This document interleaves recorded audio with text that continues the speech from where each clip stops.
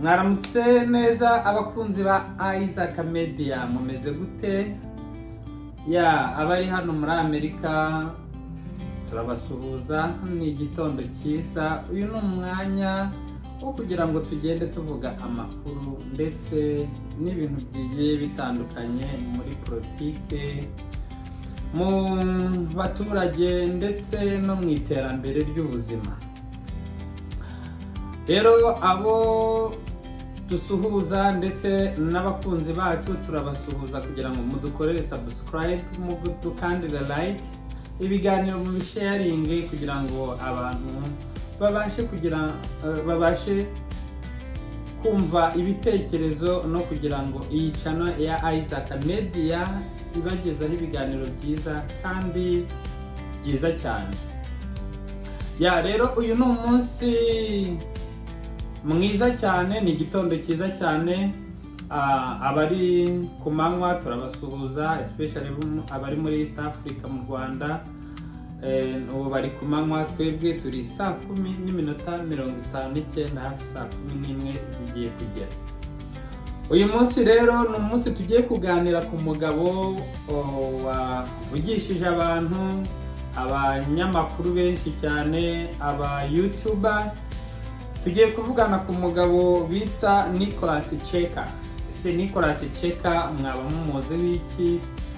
Ubundi Nicholas Cheka ni muntu ki wavugishije abantu ko uba Perezida wacu Donald Trump yamunomye kugira ngo ajye kuba ambasaderi wo mu Rwanda ndetse wenda no mu biyaga bigari muri East Africa.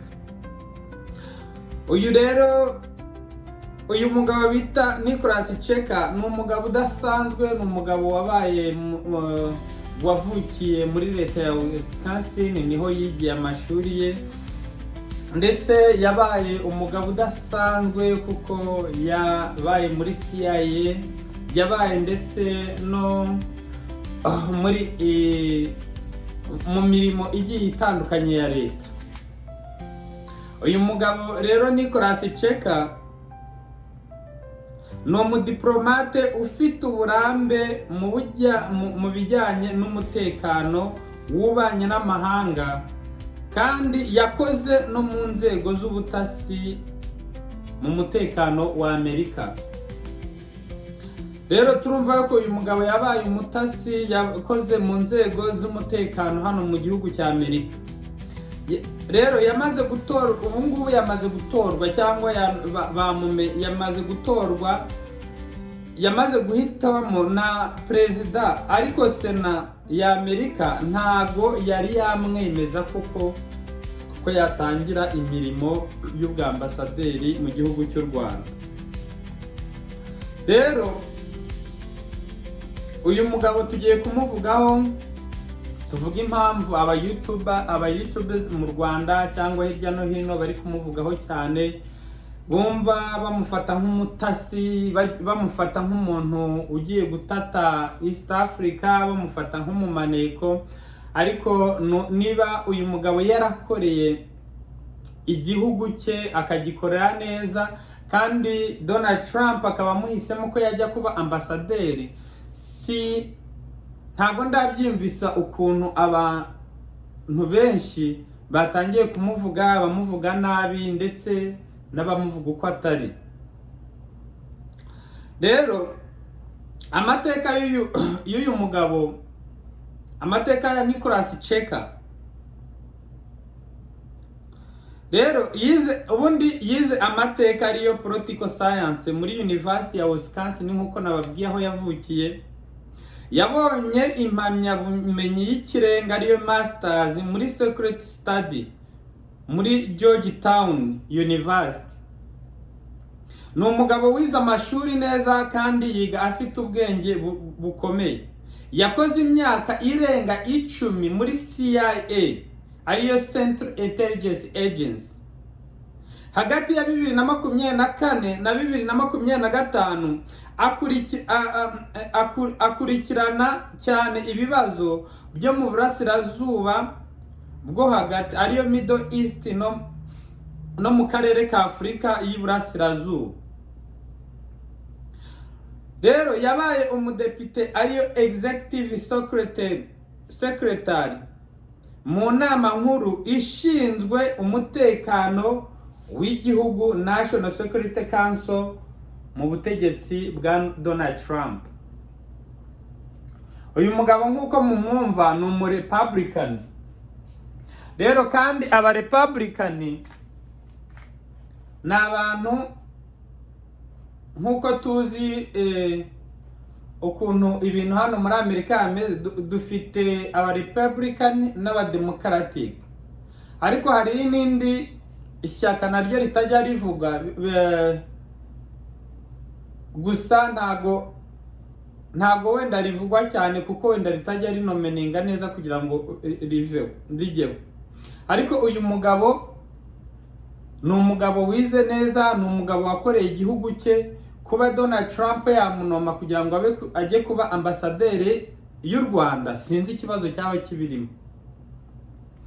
Rero abanyarwanda abariho hose mureke gutinya, ni umugabo usanzwe, ni umugabo kuba yarakoreye inzego z'ubutasi. Twagiye tubona abasirikare babaye bafite n'amapeta akomeye, bagiye bagirwa za ambasaderi hirya no hino. Rero nyuma yinjiye muri Minisiteri y'Ububanyi n'Amahanga ya Amerika, ariyo State Department, aba Senior Bureau Office, uyobora ibiro bishinzwe Afurika. Nyuma aza kuba Deputy Assistant Secretary ushinzwe Afurika y'Amajyepfo inkunga n'ubufatanye bwa Amerika. Rero impamvu Trump yamuhisemo, ese ubundi ni iyihe mpamvu? Nta tangazo rivuga impamvu nyayo Trump yamuhisemo, ariko amateka ye agaragaza ko afite ubunararibonye cyangwa experience mu mutekano w'igihugu. Azi neza politike ya Afurika kuko yabikozemo nk'uko twagiye tubivuga. Yakoze hafi y'ubutegetsi bwa Trump mu bijyanye n'umutekano n'ububanyi n'amahanga. Rero urumva yuko ibi bigwi bye, kandi yigeze no kuyobora ibikorwa bya Amerika birebana n'ibihugu byinshi byo muri Afurika. Rero urumva yuko uyu mugabo Donald Trump impamvu yamuhisemo nuko afite experience, ibyo yakoze, yuko yabaye umugabo ukomeye w'umwizerwa ku butegetsi, akora imirimo igiye itandukanye. Sinzi impamvu uyu munsi yaba ashaka kugirwa ambasaderi wa Amerika, ariko abantu benshi nkaba numva bavugije induru ku ma YouTube ngo yaje kuneka igihugu, yaje kugira gute. Ntago yaje gukora imirimo isanzwe nk'umwambasaderi ukwiye, cyangwa nk'uko ibindi bihugu bihitamo abambasaderi. Rero niki ashobora gushyira imbere mu Rwanda?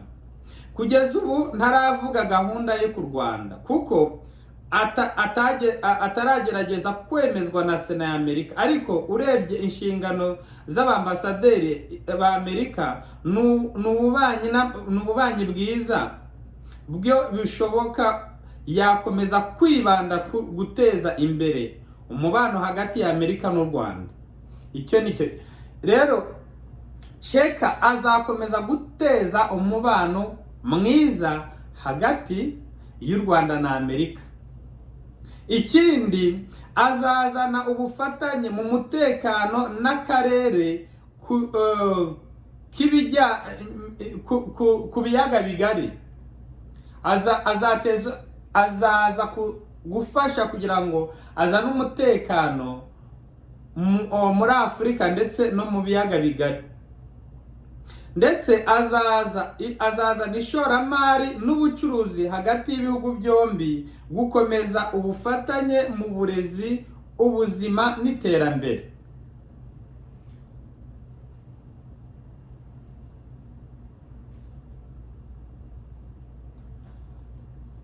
Rero ikindi, gukurikirana ibibazo bya politike n'uburenganzira bwa muntu nk'uko Amerika isanzwe ibikora mu mubano wayo n'ibindi bihugu. Ibi ni isesengura rishingiye ku nshingano y'uyu mwanya, si isezerano cyangwa amagambo amaze gutangaza hano. Ariko nk'uko tureba ibyo ambasade akora, ambasaderi ni umuntu ushinzwe ububanyi n'amahanga, ufasha ibihugu gutera imbere kandi akazana ibintu byiza. Niyo mpamvu rero uyu munsi twaje kumuvugaho kugira ngo abantu bareke kumushidikanyaho. Tukaba tunashimira Donald Trump kuko yamuhisemo n'inteko ishinga amategeko ikaba yamutoye. Ubu ngubu tukaba dutegereje Sena kugira ngo turebe niba nayo izamutora, kuko ntashobora gutangira imirimo ye Sena itaramutangira.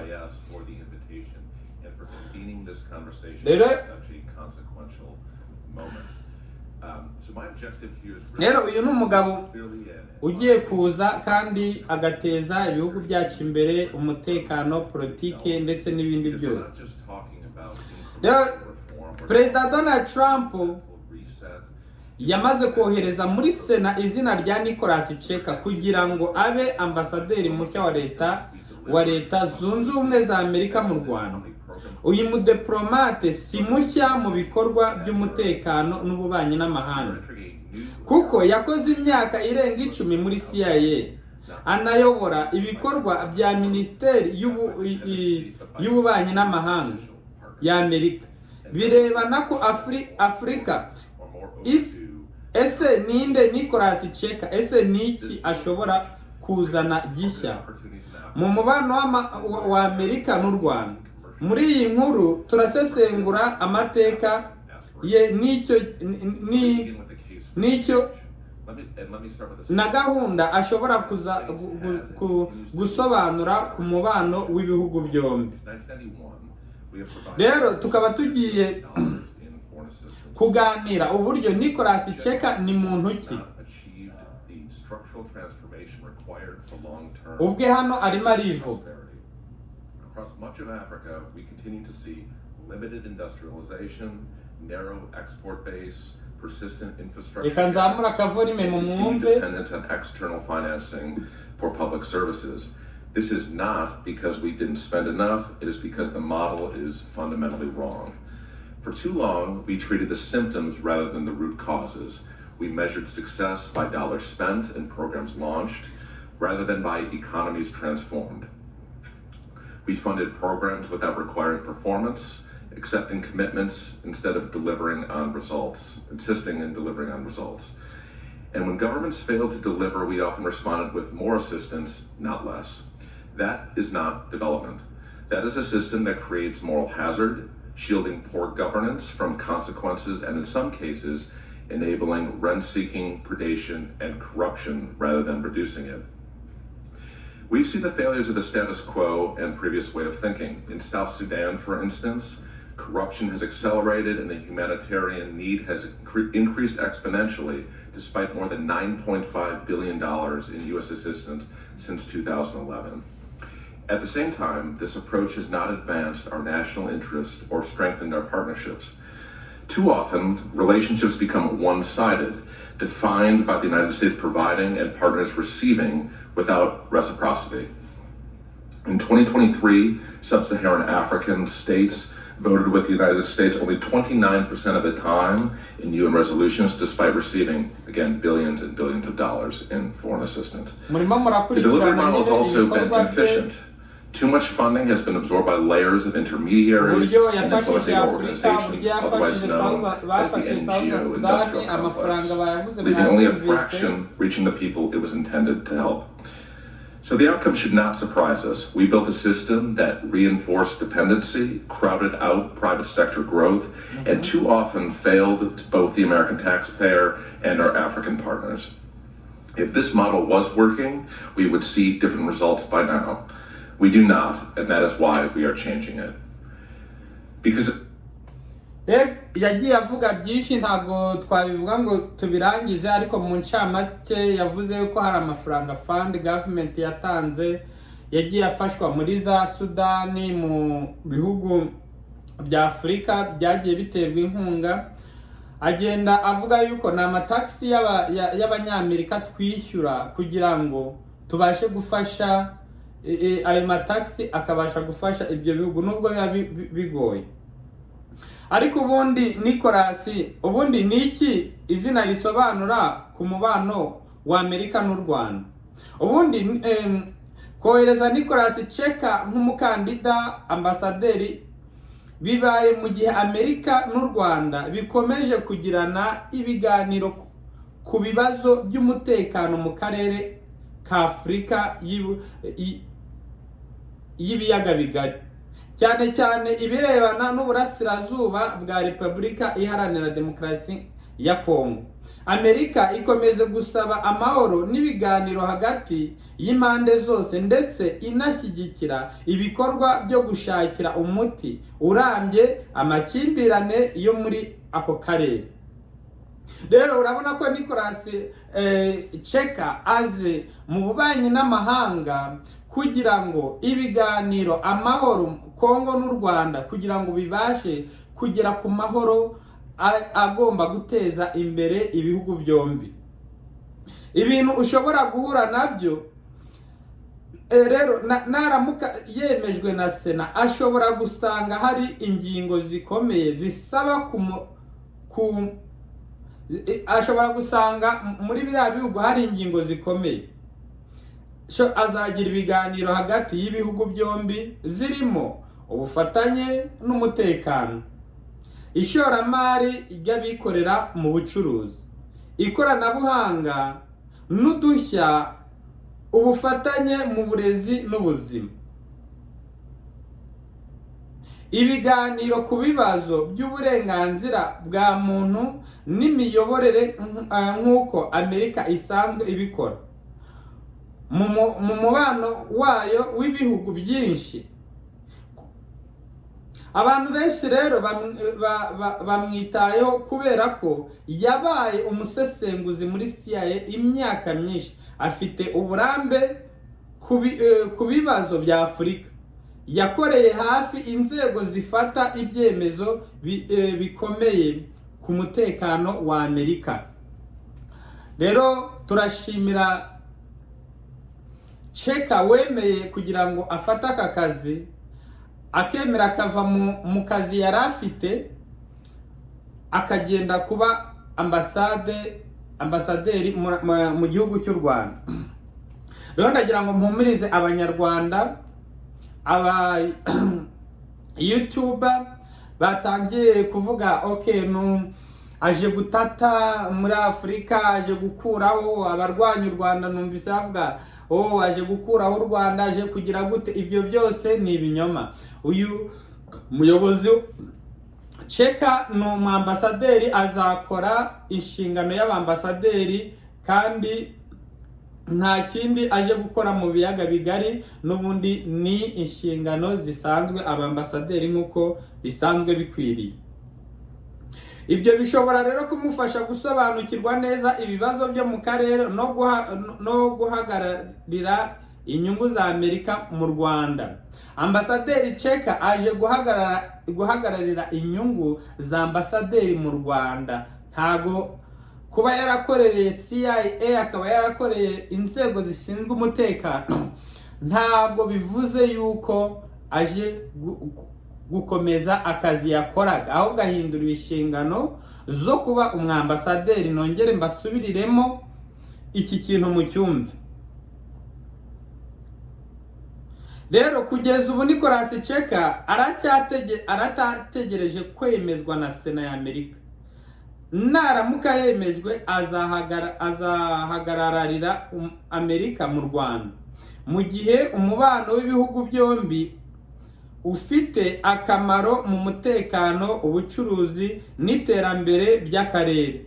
Icyo azashyiraho imbere kizamenyekana neza nyuma yo gutangira inshingano ze no gutangaza gahunda ye ku mugaragaro. Rero abantu batangiye kumushyiraho, kandi sena yacu ntabwo iramwemeza, nta nubwo bari bemeza ko agiye kuba ambasaderi. Ariko sena niramuka imwemeje, tuzagenda tubashyiraho amateka ndetse ibyo agiye kuzakora.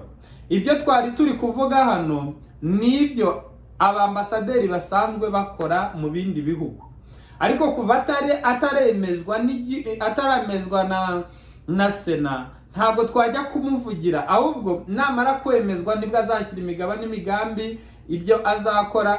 Rero tuzabibashyira hano kuri Isaac Media. Nimukurikirane, musharinga amakuru, mu likinge, kugira ngo tujye tubagezaho ibiganiro kandi byiza, apana kuza kubeshya abantu, ukemeza ibintu bitari byemezwa. Kuba yaratoranyijwe na Trump ni kimwe, n'abasenateri ni ikindi, ariko sena iramutse ibyanze ntabwo bizakunda. Ariko sena nibishyiraho akarongo ko yemejwe, tuzagaruka hano tubabwire imigabo n'imigambi ye ndetse n'ibyo agiye kuzakorera Afrika. Reka tumukomeze tumumva. Under the Washington Accords. That agreement reflects a fundamentally different model. Our objective is not extraction, it's value creation. That means creating the conditions for increased U.S. investment in the sector and identifying and addressing structural factors that have inhibited investment. This will increase transparent investment, support local value addition, and secure supply chain requirements. The result is long-term shared benefit. The DRC captures greater value from its own resources. The United States secures access to critical minerals that our industry and national security require, and together we strengthen both U.S. supply chains and African economies. This is not charity, this is a strategic partnership, and it is exactly what African governments are asking for. However, none of this works without stability, and here too we are talking about a different approach. We are linking peace to economic integration because peace agreements alone rarely hold.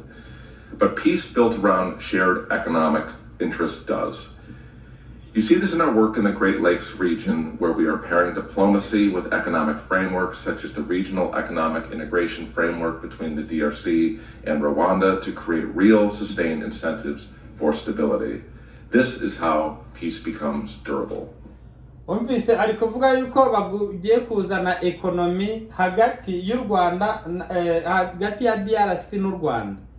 Rero urumva yuko agenda ari gusobanura ibikorwa byakabaye bikorwa mu Rwanda. Nk'umwambasaderi rero niba munomeninga tukabona babyemeje, ashobora kuzazana amahoro mu karere, akazana iterambere mu karere, ekonomi, ibihugu bikagirana ubusabane, diplomasi ikongera igakomeza. Let me close by returning to foreign assistance because it sits at the center of the summit. And let me be clear as well that we are not ending foreign assistance, we are ending the old model of foreign assistance. Because assistance is most effective when utilized as strategic capital, and we're going to treat it that way. That means it is targeted, conditional, time-bound, and measured by results, not intentions. We will no longer fund programs indefinitely without concrete outcomes. We will no longer finance failed governments. We will prioritize countries that demonstrate both the ability and willingness to help themselves, including through co-financing and reform. And we will no longer assume that more money produces better results. It does not. Going forward, assistance will focus on one thing: advancing American safety, security, and prosperity. Reka wenda turangiriza hano ikiganiro cyacu. Twabasabaga kugira ngo mudukore subscribe, musharing ibiganiro Isaac Media.